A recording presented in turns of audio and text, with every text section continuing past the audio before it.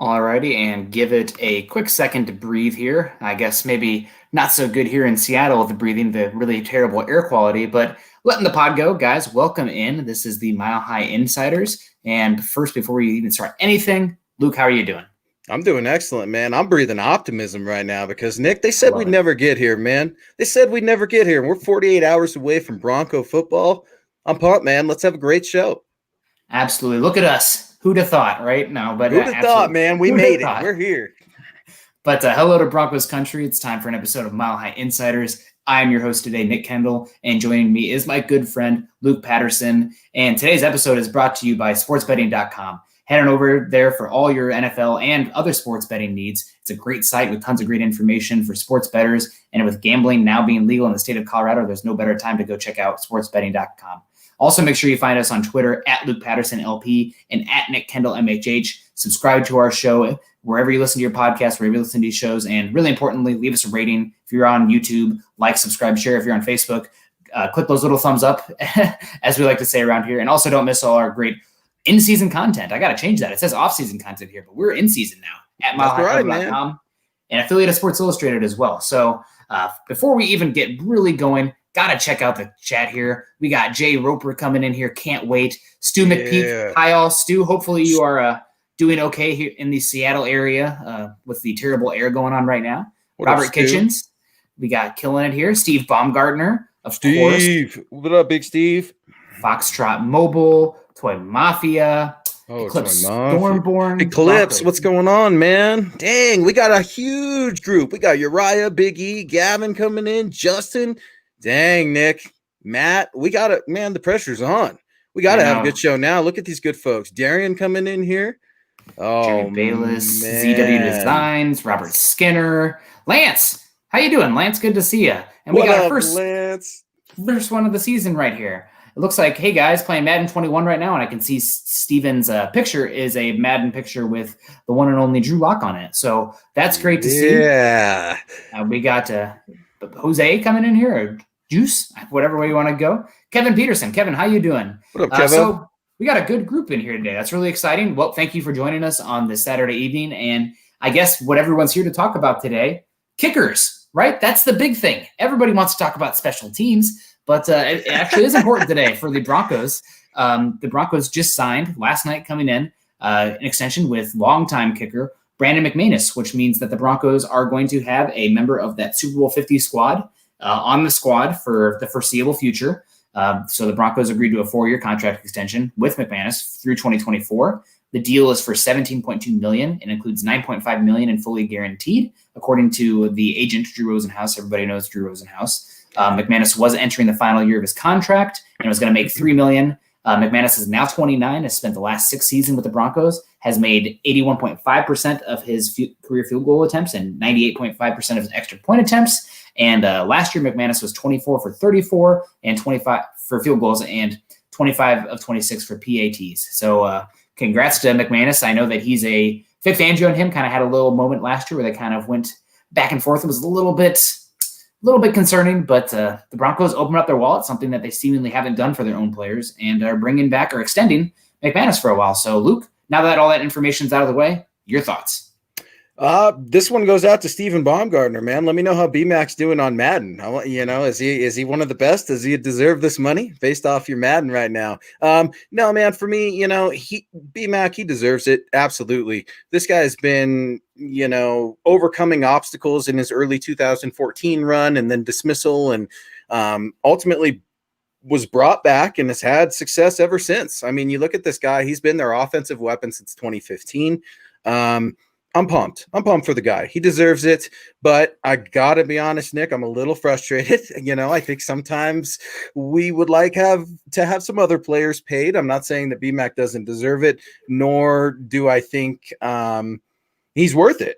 He's absolutely worth it. I mean, this guy is your offense, and it just worries me. Yeah, he has been the offense. It worries me because I'm hoping they're not foreseeing shaky offense this year, and they need to really lock down their kicker and make sure he's happy. Yeah, it's one of those things where I hope he does well, but kickers are they scare me because they're kind of like golfers, where like if they kind of lose their stroke or their confidence, it can just all of a sudden be gone. So paying a kicker 4 years is just concerns me a little bit. It's not like the athletic profile where a guy, they can have a little bit of ups and downs, but that athletic ability is still going to be there barring injury. But with kickers, they're just so fluky and finicky. So it scares me a little bit. I do think that McManus deserves it. I think that honestly, in the Super Bowl 50 run, he's probably the unsung hero because I don't think he missed a kick. He made a bunch of really clutch kicks. And with how that Broncos offense was that season, obviously the defense is incredible, but how the Broncos offense was that season, McManus could not miss. And he didn't. Mm-hmm. So I think that I hate paying guys for what they have done. Obviously, just 29. He's the long window left of being a good kicker. Kickers can play till their mid-40s, maybe longer if you ask Jason Elam and the Anderson brothers, if you remember them, and obviously Vinatieri. But good for McManus. Just makes me a little nervous because how fluky kickers can be. I like that. They're like golfers. I've never heard that, nor have I thought about it like that, but I agree with it. Absolutely. I think sometimes it's a stroke of luck. Other times it's mental for these guys. And Brandon McManus has proven that he's got one of the strongest legs in the NFL. Now, I am curious, and I'll open it up to our Super Chat superstars on this one, where Brandon McManus's contract falls among kickers in the NFL. And maybe Buana Beast, maybe he knows. Open that up to you guys, just because for me, the biggest thing is everyone says General Manager John Elway doesn't like to pay his players. Well, it seems like he took care of Brandon McManus. And I know it's a little wonky being the kicker and everything like that, but this guy is special teams for the Denver Broncos. Again, the Broncos are looking for players to step up this year to be special teams contributors. But overall, this guy deserves it. He's going to score you lots of points. I'm sure tons of people picked up Brandon McManus in their fantasy football leagues this year, and with good reason. I mean, he's a consistent kicker. You said it, Nick. He didn't miss a kick, I think, the entire postseason run in 2015 on the way to eventual Super Bowl 50 championship. So does he deserve it? Absolutely. Is it making other players just a little antsy, maybe a little grouchy, maybe a Philip Lindsay thinking, hey, dude, kicker's balling out of control right now. Where's this leave me? Priorities just seem to be a little bit different over there at Dove Valley, and the Broncos and John Elway clearly sending a message to his squad saying, Brandon McManus, we need you. Yeah, absolutely. So, I mean, I'm glad they're paying their own inside guy. Also, something to be said is that while sometimes kickers are, especially specialists, are kind of in their own little bubble in the locker room, it does seem that McManus is very well liked amongst his teammates. He's definitely one of the guys. So while guys like Lindsay and obviously Simmons, who have been in the locker room, well liked from all accounts that I've had contact with, I don't think there's going to be that much resentment because McManus is still one of the guys. It's not like he's like this outsider, which sometimes can happen with specialists. You're right. He's not just the kicker, right? He's not the guy that just needs to shut up in the locker room and go kick. People love him. He's a very, he's a goofy kicker. Yeah, he's goofy, but he's got charisma. People like him. I mean, the ladies like him. He's a good looking cat, right? He's well spoken. He seems to just do the right things. I know I was a little bit grouchy at him last year for his little spat with Fangio, and looking back on it, I wish he got the opportunity, but throwing the helmet when you're a kicker, you can't do that. Now, that being said, he's one of Von Miller's best friends. I mean, he said it in the press conference just recently that Von called him immediately as soon as he got out of surgery. So when Von's his McManus's son's godfather. Yeah, yes. Exactly. So, I mean, that just shows you the relationship and the bond that the star pass rusher has with the kicker. So I agree with you. It's a little bit different, and Wannabes coming in here. So he's got the fourth average per year salary per spot rack and NFL measurables for his contract. So John Elway definitely giving him a fair deal and making him happy. So I'm happy to see it, but I just hope it's not a projection of what the Broncos point scoring is going to look like in the 2020 season. And also, I could be mistaken here, but isn't it Nadia is Brandon McManus's wife? Doesn't she do a lot in the community as well? She's like one of the, she does like high up in some sort of community action, which, I mean, if you can keep somebody like that around in the Denver community, awesome. Fantastic. Yeah, man. They do. So I'm glad you brought that up, Nick, because I would be just remiss if I didn't bring that up. The McManus family is just so giving and compassionate. The thing that I'm thinking of right now, and I know they have multiple charities set up, and that's something that's very important to Von Miller as well. So you could see the two bonding with volunteering and giving back as well. Something that he did was, and I know you work in healthcare. I've got a wife that works in healthcare. My mom works in healthcare. For all you guys working out there in healthcare, thank you so much. But one thing Brandon McManus did just during the last spring in the current state of the world, he bought hospital workers lunch here in Colorado at one of the hospitals, and not just sending them lunch. I mean, being there to say thank you, hand them out, just a small token of his gratitude. So I'm really glad you brought that up, Nick. Brandon McManus, hell of a guy, hell of a family. And see, the comment section seems to be a little bit more hit or miss on the McManus side. And we have James Campbell coming in. I wish McManus had legit competition this year. Misses too many kicks from 45 plus to be paid top 5 kicker money. That's a good point. He does seem to have a limit on his range. He's really good from inside 45, like clutch, like automatic. But beyond that, a little concerning. I get why they did it for consistency, but it seems like a little bit of an overpay. I don't think that's a bad comment at all. Then we got Manny Weiss coming in saying it was an easy one, so Manny likes it. We got Kevin Peterson coming in. It's a stupid deal paying McManus $4 million a year and cutting Todd Davis. Definitely have an issue with Todd Davis. That's a good call there, Kevin. We could have drafted a guy in the 4th or 5th round next year, and he would have been the best kicker in the draft. I think silly. I don't want to use a 4th or 5th round pick on a kicker, but that's a viable point there, Kevin. So yeah. You won't see me arguing that too much. Yeah, Nick, I haven't got to talk to you because I know you're already looking at the draft, and I wait till January. But college football starts today, right? So I already know I'm going to pick your mind about that. I want to know what you're seeing early and often. But one thing you will not hear me texting you or ever read from me is what kickers are you seeing? I saw Tommy Townsend, the punter, right, for Kansas City. I saw him at the Shrine game last year, and the only thing I remember about him was his long hair. Otherwise, I would not know the punters, the kickers, and that's not me knocking them. That's just it is what it is. There's so many positions to evaluate in the NFL draft. To just simply think that you can go get a kicker because he's made field goals in college, it just doesn't seem to translate for whatever reason. I don't have the stats, the data, just what the eyes are telling me and what the past has shown me. It is tough to find good kickers. Now, do I think Brandon McManus is a Jason Elam? Absolutely not. Never will I think that. Jason Elam was a one-of-a-kind kicker, but I think Brandon McManus is absolutely a staple of the Denver Broncos. They've got a rich history with their kickers. Who was it? Was it Rick Carlos? Forgive me if I'm mispronouncing it. The barefooted kicker, I think in the 70s for the Broncos. Yeah, I think it was Carlos. Yet, they're trying to take care of their own here, and I could see where that's souring some grapes. But you got Mundungus coming in. What's up, Mundungus? Thank you for coming in, man. $4.99 super chat. Maybe Philip Lindsay should learn how to kick as well as catch. Then maybe Elway will re-sign him. Nick, Philip Lindsay's a dad. Philip Lindsay is a Pro Bowler. Philip Lindsay is a back-to-back 1,000-yard rusher. Why is the kicker making more than Philip Lindsay? Because Philip Lindsay came in as an undrafted free agent and plays arguably one of the few positions that is worth equally, if not slightly more than the kicker. I know that 2 running backs just got paid today, so that totally goes in my face. But those are running backs who have proven to make more difference in the pass game than Lindsay has to date. So it's a passing league. Running back is a position where, honestly, guys are the best their first, second, third year in the league, and then they kind of fall off. It's kind of like a new car. You drive it off the lot, and immediately its value plummets.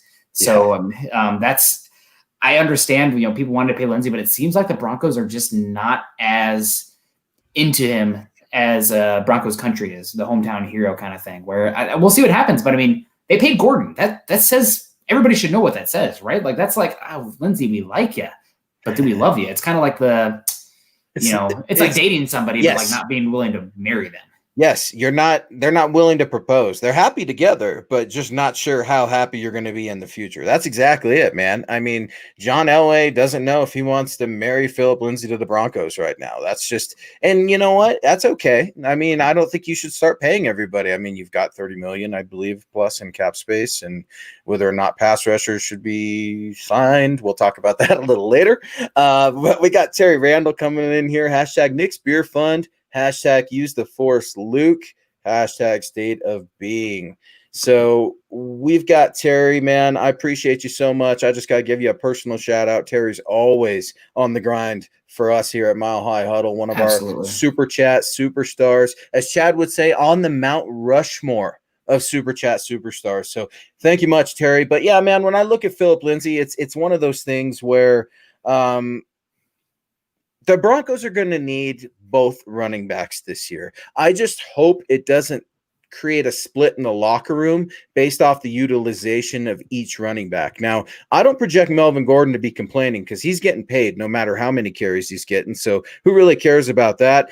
Philip Lindsay, though, he's trying to get paid, whether it's by the Broncos or somebody else. So he loves to tell the media that he's not in control of when he gets in the game. And he's exactly right. He's not in control. But, you know, it's ultimately up to him to do a lot with those touches. And the guy, I like the guy as a player. I think he's just the underdog that never says quit. And I think Broncos are going to see an angry Philip Lindsay, and that's going to be good for the offense.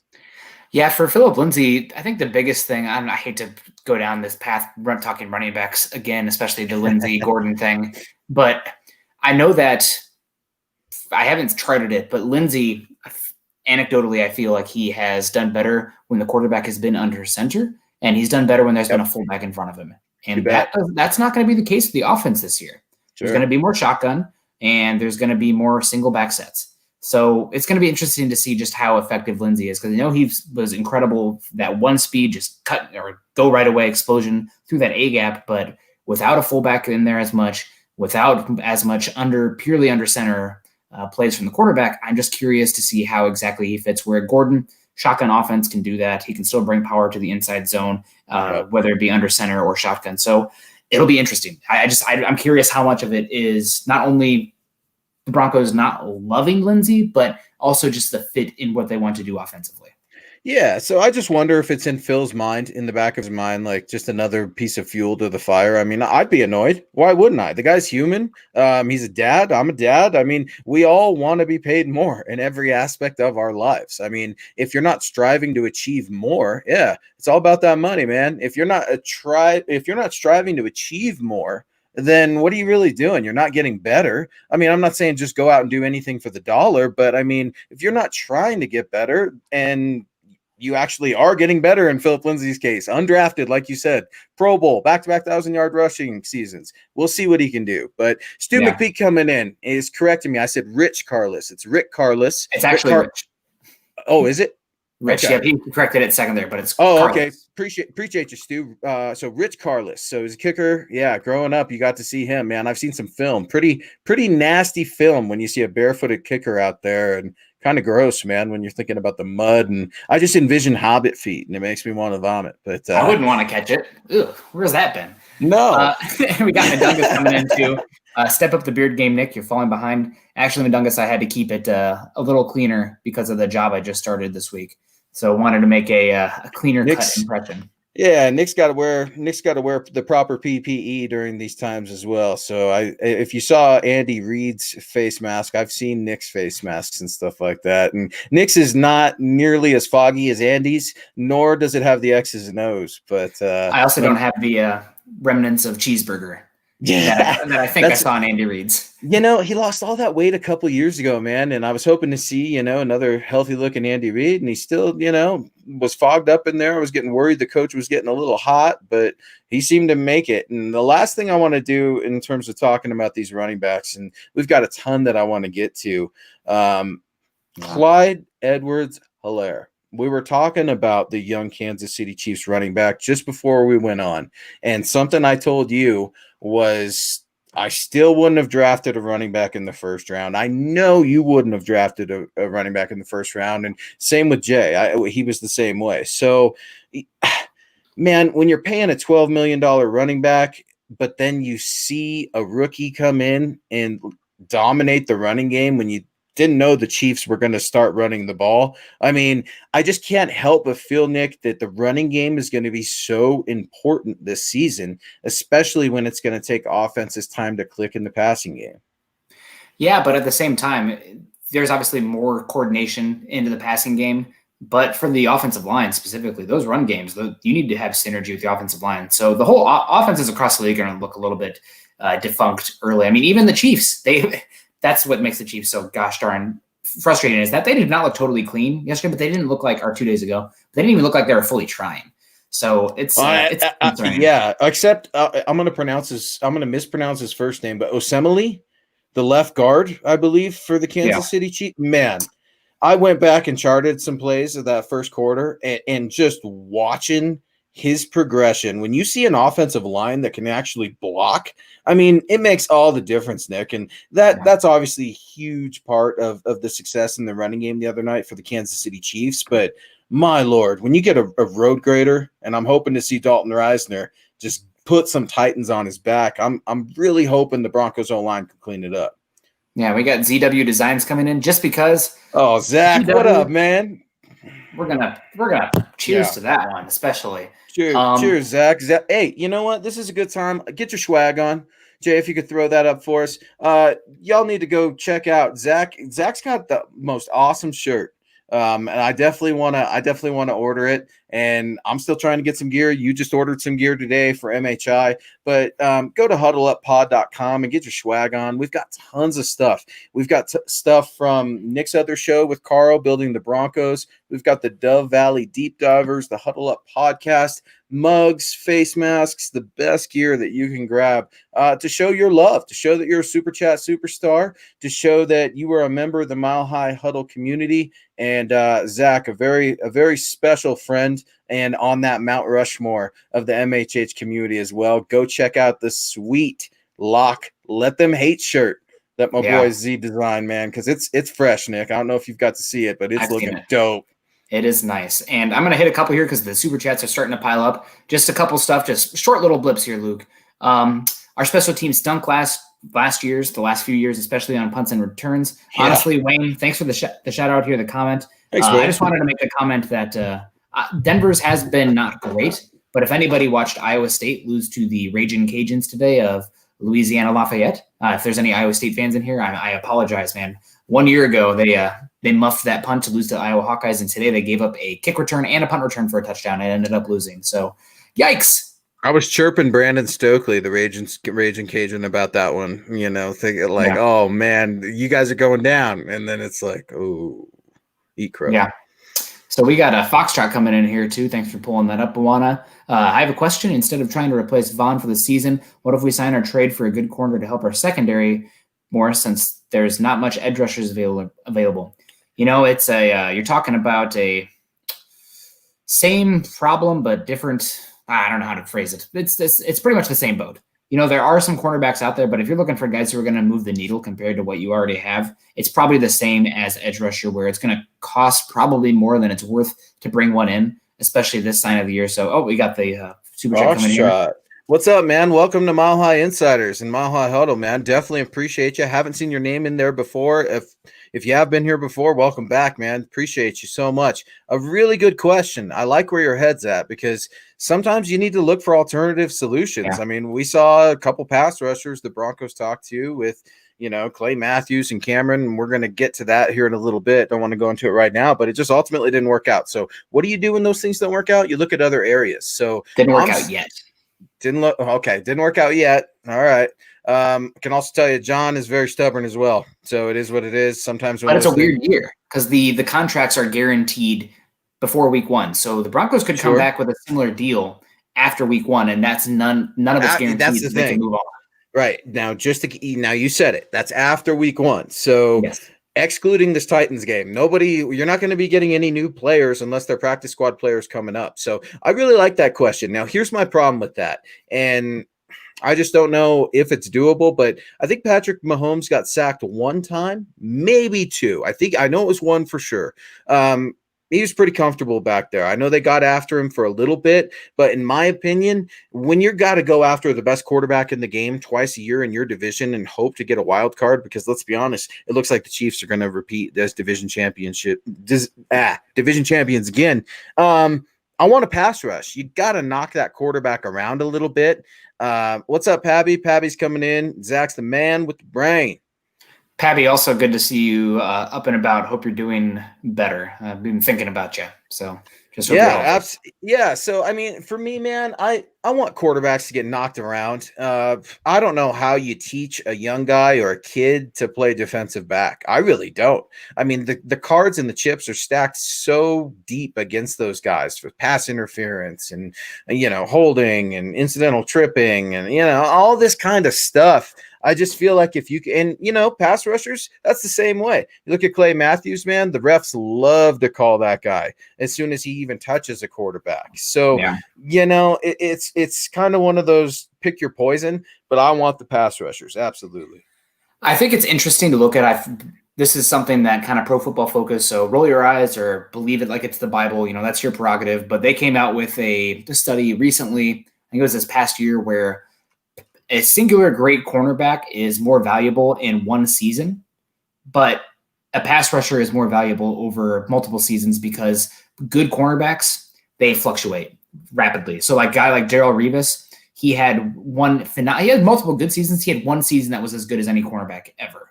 And it's just typically you kind of see them, they'll have a blip great season then fall off, where pass rushers, you'll see them be way more consistent year to year.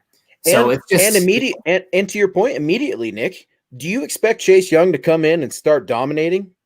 Well, when you're a top 5 pick with those tools, yes. Yeah. Now TJ Watt took a little bit of time. Some guys a little bit more raw, but sure. But I guess my point would be, I feel like the pass rusher's more NFL ready as well in some cases. Now, depending on where they're picked, like you said, I mean, you look at a young cat like Derek Tuska, who Vic Fangio's like, no, you got to get in the weight room. We got to get you on film. We got to start working with you. And then maybe we'll see, and then you can't compare him to a Chase Young. Obviously it's night and day difference, but a good question, but for me, I'm personally going with the pass rusher. I've seen their impact. Broncos country, you've seen their impact. I mean, the Broncos have a rich history of pass rushers outside of Von Miller. I mean, I was thinking of Fletch the other day. And Simon Fletcher and listening to him talk with Steve Atwater on Broncos camp. And I mean, it's just amazing. Carl Mecklenburg, I know he was an interior guy and an edge, I guess, in today's hybrid in today's league. But yeah, really good question, man. Really good question. And here's one for you, Luke, as well. Since we are talking about kickers, specialists, how has Sam Martin looked so far? And don't know. I'm so sorry. I'm so sorry, Chase. I could tell you this though. Tom McMahon, people like Tom McMahon around that building. They really do. I know the special teams unit, as folks have brought up tonight, and deservedly so, have gotten a lot of criticism over the past few years for just not performing well enough. So to see them go a different direction in the punting position wasn't a particular surprise, but the young guy's got to prove that he can, he's got some punts in the league, but he's going to have to show what he can do here at altitude. Absolutely. We got Aaron Lynch coming in. Aaron, looks like you're fishing somewhere. Let us know about that, because I'm about that. Actually, Eric Trickle went out fishing today for some halibut, so shout out to him. Only 2 more sleeps until Broncos football starts. Yeah. Excited to follow along another season alongside the MHH crew and family. Are we ready for the Drew Lock era to officially begin? I would say that it already has officially begun. Now, the question is, how long is this era going to last? I believe in Drew Lock, but I don't think it's a don't believe versus fully believe. There's got to be some room in the middle. I know that the world today is so gosh darn polarized, but I'm kind of in the I want to believe, I want to see more. Gosh, I hope it works out. Aaron, you gave me goosebumps, dude. You gave me goosebumps because I was just telling Nick and Jay, like, dude, they said we wouldn't be here, man, and we are here. Football is here. The regular season is here. We get to indulge all day tomorrow. And then Monday, which is just a typically terrible day for everybody, is going to be a great day. Everybody, I expect everyone in Broncos country, the Mile High Huddle community, wear your orange tomorrow and Monday. Both days back to back. I want to see that. Show us some pictures. Tweet them at us. Go to milehighhuddle.com. Comments on all of our great work that we just threw out there. Our staff just put a couple articles out there for some bold predictions for the season, as well as some game predictions. So go over there, check it out. Let us know. Did we get it right? Did we get it wrong? Or what's your take? Also curious to hear from you guys. So we got Kevin Peterson coming in. Kevin, a huge supporter of MHH and the MHI Insiders. Kevin wants to know, Well, actually, Kevin, Nick, don't go to work reeking like beer, or for at least a month or so. Yeah. I will say that people in Seattle, sometimes I've crossed some people trying to be socially distant, mask up, blah, blah, blah, all that. But they don't reek of beer, but they do reek of some sort of recreational stuff. You guys are in Denver. I mean, you probably know what I'm talking about there. But yeah, I'll do my best there. So a quick Lindell White story. So I have a good friend that's a Broncos insider in town, and he said the first time he met Lindell White, he could actually smell him before he met him, and it wasn't beer. So pungent smell coming out there for good old Lindell, Colorado native. But no, man, Nick was actually telling me in terms of sweating, he's sweating out there. The humidity, he said, not a lot of people have AC out there, so. Yeah, man, I'm not envying you right now. It's the Mile High City. We had, a little bit of a snowstorm, but it's going to be beautiful weather, Nick, on Monday night. It's going to be that early, brisk fall. It's going to be perfect conditions, dude. And Aaron, I appreciate that comment so much, man. I'm so pumped, Nick. We're so close, dude. Yeah, they smoke in the cushionberry, so appreciate that one, Gary. That one made me laugh. Aaron coming in here. I think Buana said that was his job earlier, but he actually works on fishing boats in Alaska. Oh, cool. So, man, you should definitely meet up with Eric sometime and go fishing. He loves it. So I've only ever done fishing in the Midwest on lakes and bass fishing, crappie, bluegill, catfish, whatever. So I'm interested to do some catch some salmon maybe out here, and also would love to get some trout. So we'll see. Yeah, I got to try to balance out my hunting season with football, and it's just the last few years it doesn't work out. I mean, Nick, you know just as much as everybody else. I mean, once the games start, it's not just the writing and the podcasting. We're going through film. And we're charting plays. We're watching games three times at least to try to figure out tendencies, try to figure out where things are going. But I love it. I absolutely love it. So yeah, when you can get a chance to get out in the outdoors right now, if it's breathable air, go ahead and do it, man. But don't be going outside on Monday night, because your Broncos will be taking on the Titans here in the Mile High City, and we are just getting so close. And I'm really excited that game for me now is going to be at 7 p.m., 8 p.m. Yeah. Instead of like the gosh darn 10 p.m. kickoff where I'm just dead the next day. So good for me. A little bit of selfishness there, but appreciate the Pacific time for once. Although I missed kickoff for the Chiefs game because I was stuck in traffic because I was coming back from my first day of work. So a little bit of a bummer there, but you'll take what you can get. But yeah, no, let's get it back. Let's steer the ship back. We got to talk a little bit of Monday Night Football. Broncos hosting the Titans. Last I saw, the Titans were 2.5 point favorites. So that is going to be interesting. The Broncos as home dogs. Obviously, the Titans made it to the AFC Championship game last year. They beat two very good squads. They beat the Patriots and the Ravens. So that's quite the gauntlet to get through. Couldn't beat the Chiefs, but nobody beat the Chiefs last year in the playoffs. So is what it is. But it's an interesting team this year. Obviously, they have a lot of continuity back. They are in the news. First-round pick, Isaiah Wilson, got arrested for a DUI. It doesn't sound like he was going to play right tackle anyway this week. But that's interesting. And they also have some injuries. I think the most prominent one to talk about is Adoree Jackson, former first-round pick, very talented cornerback from USC that played for the Titans. He's out this week. So Broncos 2.5 dogs. And honestly, I know we were talking about sportsbetting.com. They're sponsoring the pod today, but even if the Broncos don't win, let's say they lose by a point, I would hammer the Broncos on that over-under, because the Broncos historically almost impossible to beat week 1 or 2 at home. Now, without fans, how's that's going to be? I don't know, but I think the biggest thing is because of altitude. Teams aren't conditioned like Denver is yet. So I think Denver's going to win. I really do. I'm not always the sunshine and rainbows guy, but 2.5, give me that. I'm picking the Broncos. What was your score on our weekly picks? I believe I had them. I think I did 24-16. Okay, cool. Yeah, I went 24-17, but in the Titans direction. So it's close, right? I mean, it's going to be a close game. We've got it within a touchdown or less. So, yeah, I've just got a lot of concerns outside of the obvious. Now, worst week ever for a week 1 if you're a Broncos fan, right? You learned Von Miller's out for the season, just had surgery. I know there's a little bit of optimism there about him coming back later, but for me right now, man, it's Vaughn needs to heal up, and you just have got to treat it as if Vaughn's not with you right now, because he's not. And I wouldn't plan on or hope that he is coming back anytime soon. So you've got to look forward to what the Broncos have to go. We got Pabby coming in here, another Mount Rushmore Super Chat superstar. Go Broncos, with a huge $24.99 super chat. Pabby, I'm hoping you're doing well. I know we were chatting with you a little bit back and forth with the MHH community, so I'm pleased you can tune in with us here on a Saturday night before Sunday tomorrow, man. Football tomorrow as well. But no, as I look at the Titans versus the Broncos, it's a lot of the same old thing for me, man. It's offensive tackles for the Broncos are going to be a huge concern. You know, I'm looking at Elijah Wilkinson out there, who was a little bit banged up. Looking at Garrett Bowles, it is what it is there. Outside of Cortland Sutton, and whether or not he's going to go, whether or not he will be efficient, man, Drew Lock is going to have his hands full, even though, you know, the premier cornerback for the Tennessee Titans is out right now. Yeah, it'll be interesting. I mean, losing Von Miller is obviously a kick to the groin, but I think the Broncos are going to do better than people expect.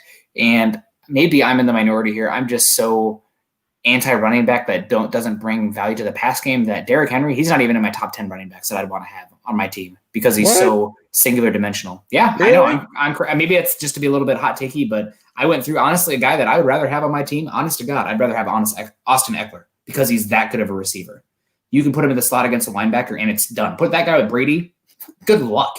But Derrick Henry, I mean, last year, what did he do against the Broncos? Average like 2 yards a carry. Yeah, and it was, you know, it was a different, and it was a different team, different, you know, a whole bunch of different stuff, but it's kind of the same at this, you know, at the same time. You got one pass rusher that's out in Von Miller, and last year it was Chubb. Now, I'm really worried about Bradley Chubb. I know everyone's chalking it up to he's going to be okay and stuff like that, but man, I don't know, Nick. I really don't know. I know he's sore. I know things aren't 100% right. I don't know if they're going to have him on a pitch count, aka limited snap count, what that's going to look like. I would just hate to see him re-injure himself in the first game.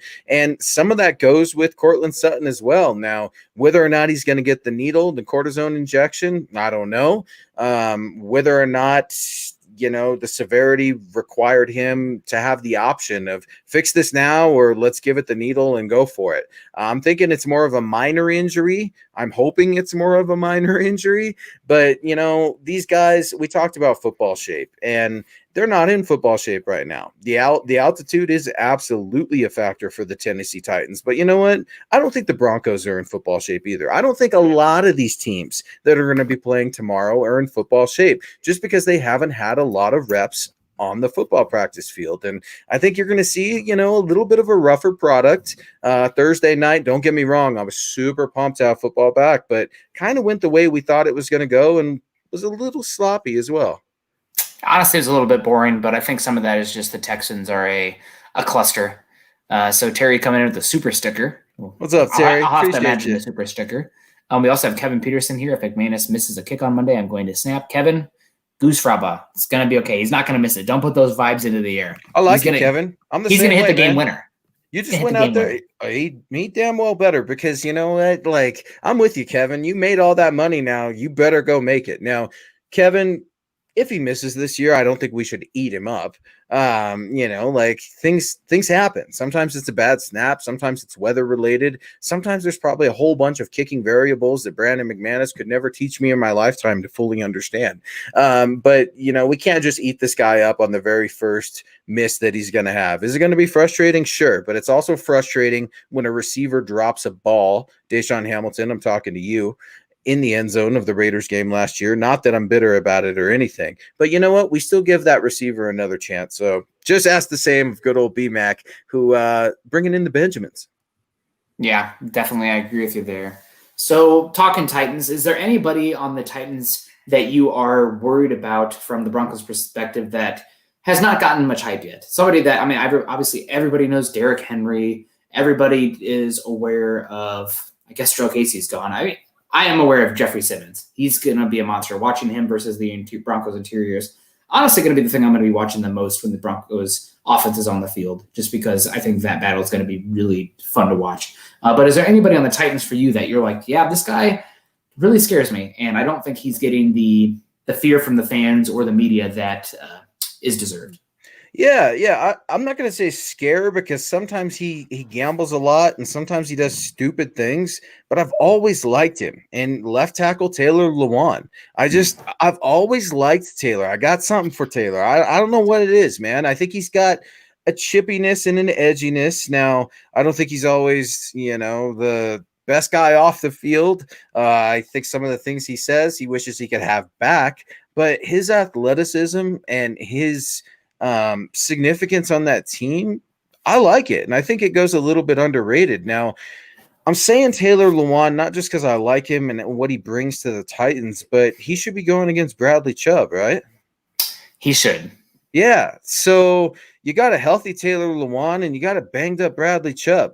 I don't know what the weight difference is there. I'm assuming Taylor Lewan is a bigger man than Bradley Chubb. I could be wrong, but Chubb is just so lean. And don't get me wrong, he's all muscle and a bulky dude as well. But he's so lean, and a lot of people don't think he relies on his finesse as much. You're completely wrong, man. That guy, he's becoming a finesse player. Watching some, just training camp drills and stuff like that, seeing how he's trying to be a little more flexible and bend, just like Vaughn was trying to be more powerful and more Khalil Mack, Bradley Chubb-esque.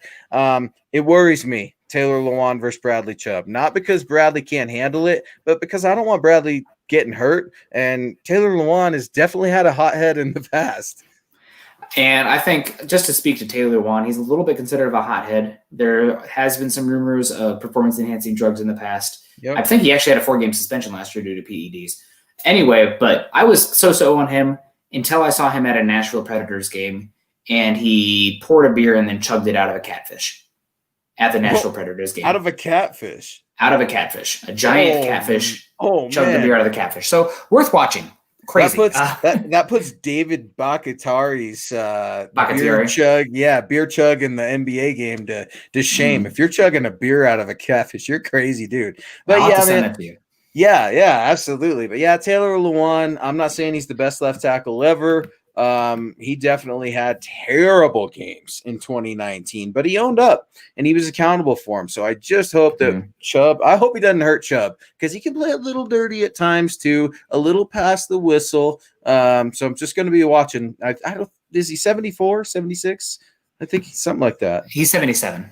77. Okay. Yeah. So, no, Nick, I am worried about Derrick Henry. I really am. Okay. Just because when the linebackers. Yeah, and it's not so much to go off of what he did last year because I know everybody's saying, he was the king, right? King Henry, the rushing attack. Seeing some of the things he did was absolutely incredible in the postseason. But you're exactly right. He is one-dimensional. He's a north-south runner. But for me, man, when you just don't have the synergy for offenses. Now, Ryan Tannehill, I don't believe in him. I really don't.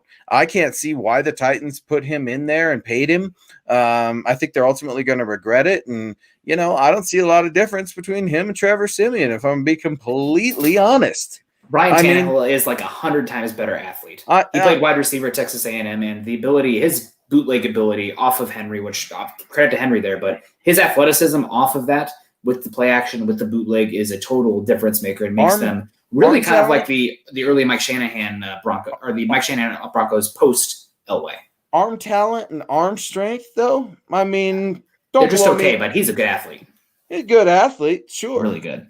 Good athlete, that's fine. But when you've got the workhorse, I mean, I'm expecting him to throw. I ain't expecting him to run. It's just because I've never been a big Tannehill guy. I know it's a great story and everything, but man, Derrick Henry, I'm really counting on Jarrell Casey. We all are, right? He's here for some get back, but I got to see something else from this defensive line that we've been hyping up all offseason. Nick, you and I have been high on these guys, man. We're looking at, Shelby Harris came back. Okay, whatever. But you got Draymond Jones, Mike Purcell. I want to see these guys get in it. And you know what? I want my boy McTelvin Agim to get up in there. He might get a few reps in there, but you know what? Make the most of them, young boy.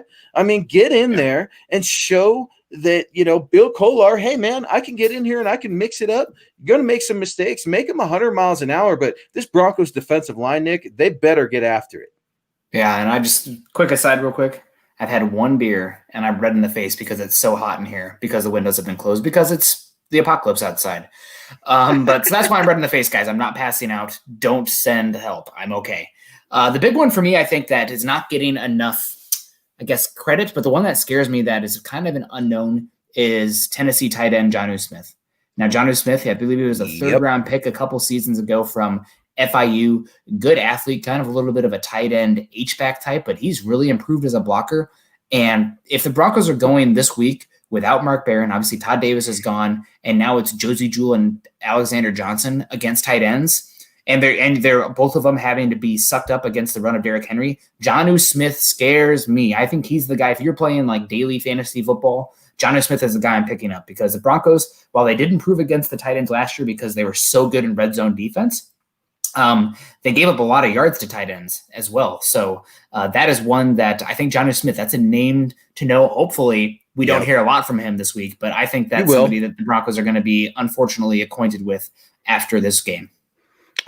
Dude, you're exactly right, man. Who's going to cover the tight end? Who's going to cover the tight end? That's why I started Okay. I mean, that's the best. Yeah, you're right. I mean, it's got to be Kareem or Justin. I mean, it's your ball hawk or your thumper. It's one or the other. I know Kareem can play corner, do all that. Yeah. That's great. But you know what? Like, man, that's why I started the hashtag bring back Bam Bam last week, dude. Like, gosh, Todd Davis, man, come on. I know he's not the best cover. He's not a coverage linebacker, but dang it, he was the best thing the Broncos had. Alexander Johnson, he's a great story, dinosaur dance, all that stuff. Don't know about covering the tight end. Josie Jewell, definitely don't know he can cover the tight end. So it's going to be a problem, Nick. It's a huge concern, the linebackers. And I was just looking at the injury report, man. Mark Barron, it's a hamstring injury, he's out. Graham Glasgow, that's an injury.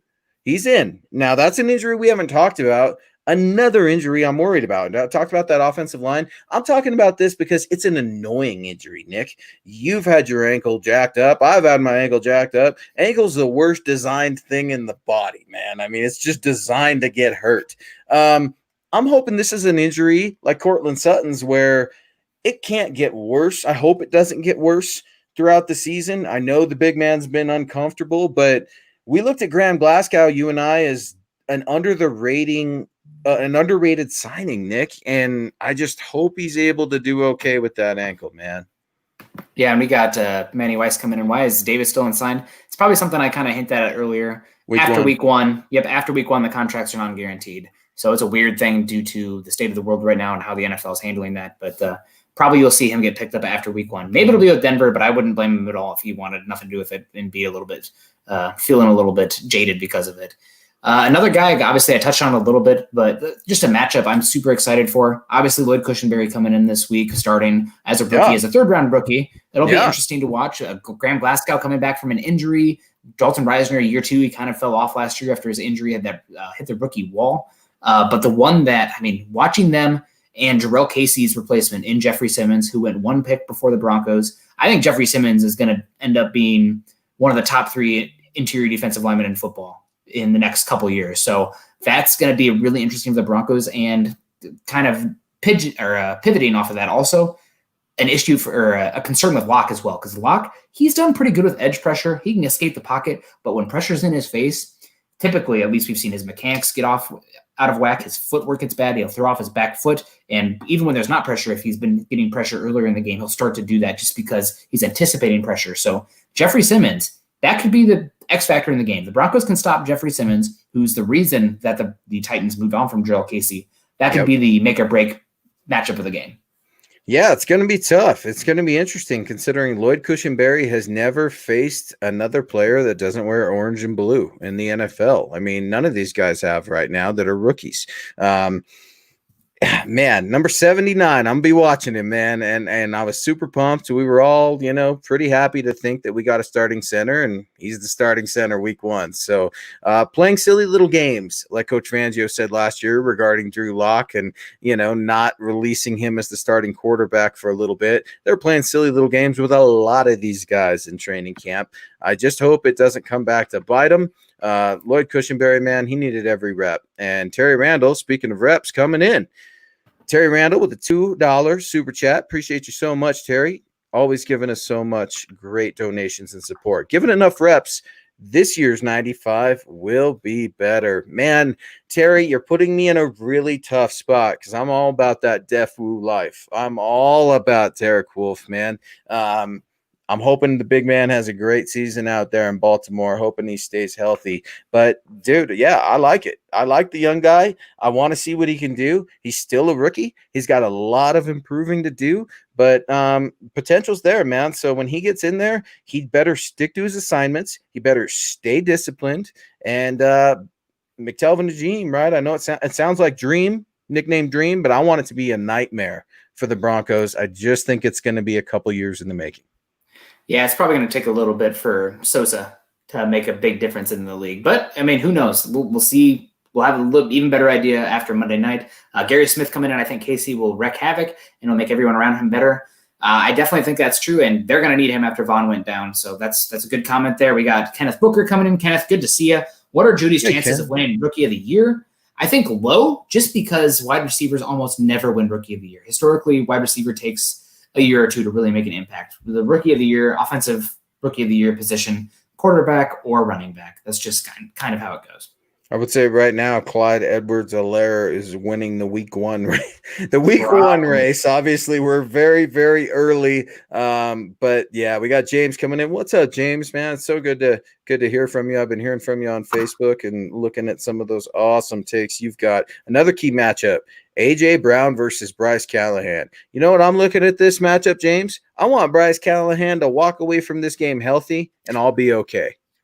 Yeah, I mean, A.J. Brown is kind of that weird position where people think of slot players like the Brandon Stokeleys, the Wes Welkers of the world, but you're starting to get the guys who are almost like wide receiver tight end hybrids, and that's A.J. Brown. He's super physical, not a guy who's going to win very deep very often, but essentially a big slot.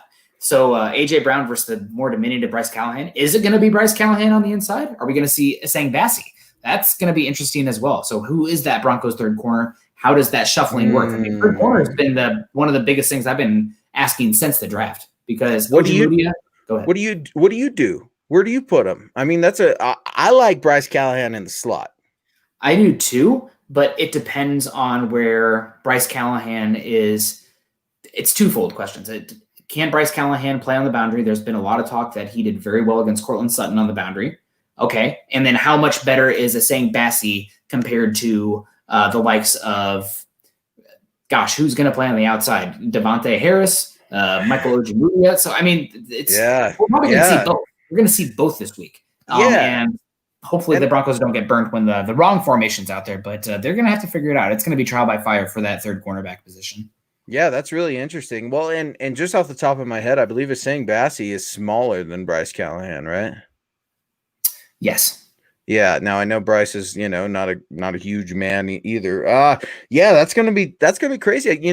We might see some experimentation in the next few weeks. Kind of like Vic was trying to figure out how that defensive line was going to work last year with Shelby Harris, and eventually figuring out where he's going to be. So yeah, no, that's a really interesting matchup. Also, I like it, James. I like it a lot. But Drew Lock, man, you have got to be ready to get rid of the ball early. They were showing Pat Mahomes, obviously, offense that they're not firing on all cylinders the other night, but they still look pretty damn good.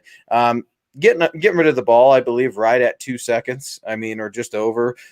Drew, you better be getting rid of the ball early too. Now, Drew Lock's pre-snap reads are going to matter a ton in this game because he's not going to have a lot of time, Nick. I'm convinced he better be mobile. Now, the inside I'm feeling pretty good about, but those two tackles, I know you have Bradley Chubb and Von Miller, two of the best to ever do it in training camp, but when both of those guys were getting back to Drew Lock in training camp, man, I worry about the health of this quarterback. To me, the sky would be completely falling if Drew Lock gets banged up, possibly, dare I say, injured on Sunday. That would be the worst case scenario for the Denver Broncos.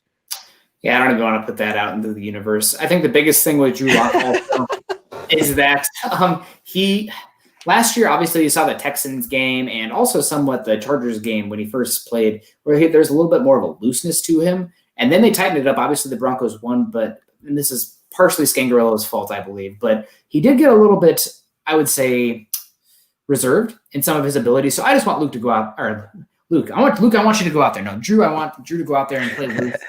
If he throws a couple picks, it's not the end of the world. I would rather him go out there, be loose, go out there and be a playmaker, run the offense. Just don't think too much and get bogged down and then have your whole process go away. Obviously, there's so many things to think about the quarterback. There's a reason it's one of the most complicated positions in all of sports. There's a reason it's paid like it is as well. But I am a little bit – that's something I'm looking for as well with Locke, because last year, even though they beat the Lions and the Raiders, who had some of the worst defenses in football last year, I think it's worth mentioning, Locke looked a little bit stiff. So with the pass rush and the issues the Broncos have injury-wise and the offensive line, something to watch for. I just don't want him to be that guy. So, fly fish hunter. I love that is a hell of a fish. That's a giant. A monster, a river monster. My wife loves that show. It looks like fly fish Jeremy hunter. Wade. I love Jeremy Wade. She does too, man. I love him. That guy's crazy, man. That guy does some crazy. I don't know about all the monsters he's pulling out of the water. But no, man, you're exactly right. Drew Lock,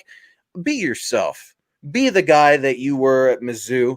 Be the guy that you were the last 5 games. Be yourself. I just hope, Nick, I'm hoping in the first few series, I see the Drew Lock of last year, meaning a confident player. He's going to make mistakes, absolutely. Yeah. But I don't want last Saturday or 2 weeks ago, Saturday scrimmage, to have gotten in the young QB's head. Now, he came out and said he was able to, go through it, be upset, be angry at himself, and let it go. I'm hoping that translates over. And we got Aaron Lynch coming in.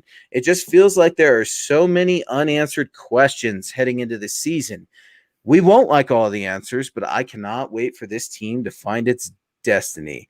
Get cleats on the turf. I absolutely love it, Aaron. You're right, man. It's not always going to be perfect. And you know what? The Kansas City Chiefs have holes. I found a few holes that we'll get to. And Nick, I know you're going to, I don't know if you got a chance on that defense. I'm looking at that defense, much improved the other night, but dude, I can't wait till Chiefs week, because I'm be charting every single one of the Chiefs games this year too. And every team's got weaknesses. So to think that because Von Miller's out, that Cortland Sutton's a little banged up and Bradley Chubb's banged up, that the Broncos don't have a chance? Absolutely not. I mean, most of us, and go check out our work at milehighhuddle.com, have this a 1-score game. That's a close game, folks. So we could be wrong. It could be a blowout and the Broncos just completely shut out the Titans. And how great would that be? But Nick, great. I'm expecting a great game, man. I'm expecting a close game. Things aren't going to be perfect. Problems are going to happen. That's football, dude. That's football. That is football. And we got Jay Roper coming in. Can Drew Lock go out there and create plays? Is he able to create the amazing plays? Or do you think he'll just be a pocket passer? I think you'll see a little bit of – they're going to try to take the ball somewhat out of Lock's hands. I think it's going to be a run-centric game plan early on. But it depends on how the offensive line is doing, if they're getting pushed at the point of attack, and how the Broncos defense is doing to make sure the Titans aren't getting out in the head. So really it depends on how the game is flowing, but I don't think he's going to be just a pocket passer. I don't think he can afford to be just a pocket passer because of the Titans' pass rush prowess. I mean, we haven't even talked about Harold Landry yet against Elijah Wilkinson. You want to knock on wood? There's something to knock wood on. I don't want to talk about that, man, just because I lose sleep over that matchup. And Landry's you can run at him. He's kind of like what we hoped Shane Ray would be. But he's bendy and he's quick, and he can get after the goddamn quarterback. So, and he understands leverage. I mean, and that's been a big problem with Elijah Wilkinson at the right tackle position. I know we got to wrap it up here, but man, if you can get these big offensive tackles off balance, something that Von Miller has made his bread off of in the NFL, you're going to see those results. So, Fly Fish Hunter, I appreciate it. Luke, I like the optimism. Yeah, man, I've got it a 1-score game, but I hope I'm wrong. Anytime I'm picking the Broncos to lose, it's not that I'm rooting against them. It's not that I think they have the cards stacked up against them. It's just what I'm seeing, and it's just my opinion. And guess what, Nick? I'm wrong all the time. I don't think I've ever been right on a season record for the Denver Broncos. So those things kind of go out the window after game 1 with injuries and other things like that. So we'll just have to see, man. But football's back, and that's all I care about. Yeah, good points. And also the Broncos historically are just absolutely incredible weeks 1 and 2. Beast. So again, it'll be weird without the fans. I'm not sure how much that'll carry over and with the weird offseason, but the Broncos are still going to have a leg up in altitude. So it'll be interesting to watch that. But guys, that's all the time we have for today's episode of Mile High Insiders. You can find Luke on Twitter at Luke Patterson LP and myself at Nick Kendell MHH. Make sure you head on over to milehighhuddle.com, an affiliate of Sports Illustrated. On YouTube, guys, like, subscribe, and share. On Facebook, click those little thumbs up or positive reactions. Also on iTunes, go over there, leave us a 5-star rating and a comment. All of that can help really support us and can help us continue to bring you these Denver Bronco deep dives, and especially important now that the season's here. You can follow the Mile High Insiders podcast on Twitter, obviously at MHI_football pod. Also follow the main account at Mile High Huddle. For Luke, I'm Nick, wrapping up another episode of the Mile High Insiders podcast. Guys, up, we got Chris? Chris. We got Chris coming in here. Better late than ever, On the baby. buzzer. Cheers to the MHH fam. Click those little thumbs up. Chris, I absolutely love it, dude. I see the shirt, ZW Designs, loving it, baby. I appreciate it, Chris, so much, man. Chris, another super chat superstar on that Rushmore. Thank y'all so much, Chris. You got to go back and listen to this one, man. This was a good one, dude. We're pumped. And then you guys stay tuned. Tomorrow you got the Huddle Up podcast, and I know Chad and Zach are going to be chomping at the bit to get to the Broncos in just another day. So he's Nick Kendell. I'm Luke Patterson saying always believe in that Mile High magic and go Broncos.